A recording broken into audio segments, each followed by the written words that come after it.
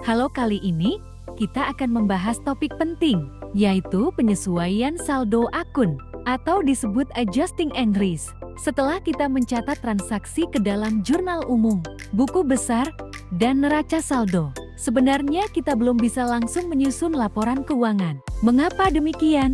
Karena bisa saja ada transaksi yang belum tercatat sepenuhnya, atau saldo akun yang belum mencerminkan keadaan sebenarnya di akhir periode. Nah, disinilah penyesuaian saldo akun dibutuhkan, agar laporan keuangan menjadi benar dan dapat dipercaya. Penyesuaian adalah proses memperbaiki atau menyesuaikan saldo akun agar sesuai dengan keadaan nyata di akhir periode akuntansi. Tujuannya adalah agar setiap pendapatan dan beban diakui pada periode yang tepat.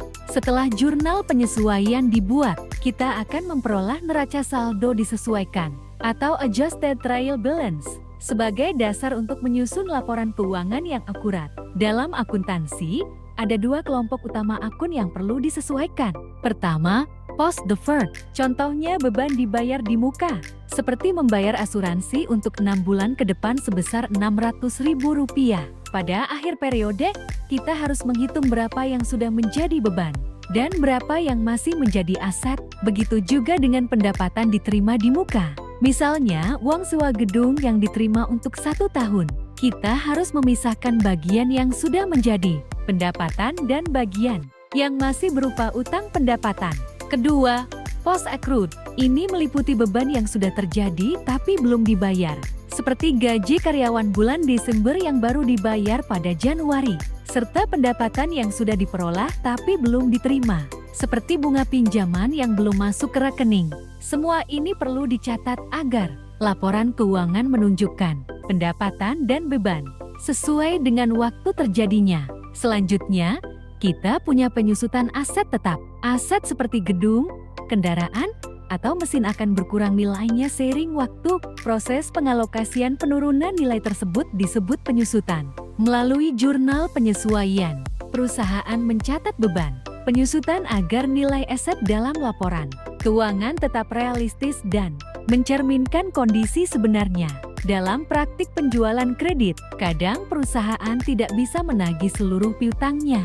Inilah yang disebut kerugian piutang. Untuk mencatatnya, ada dua metode yang biasa digunakan. Pertama, metode langsung, yaitu mencatat beban kerugian piutang ketika piutang benar-benar tidak tertagih, yaitu memperkirakan kemungkinan piutang tak tertagih sejak awal periode agar laporan keuangan lebih akurat. Dengan metode ini, perusahaan dapat memperkirakan kerugian lebih dini dan menjaga keandalan laporan keuangannya. Nah, sekarang kamu sudah tahu pentingnya penyesuaian saldo akun dalam akuntansi. Proses ini memastikan semua pendapatan, beban, aset, dan kewajiban tercatat dengan benar sesuai periode terjadinya. Hasilnya, laporan keuangan menjadi lebih akurat, transparan, dan dapat dipercaya. Terima kasih sudah menonton.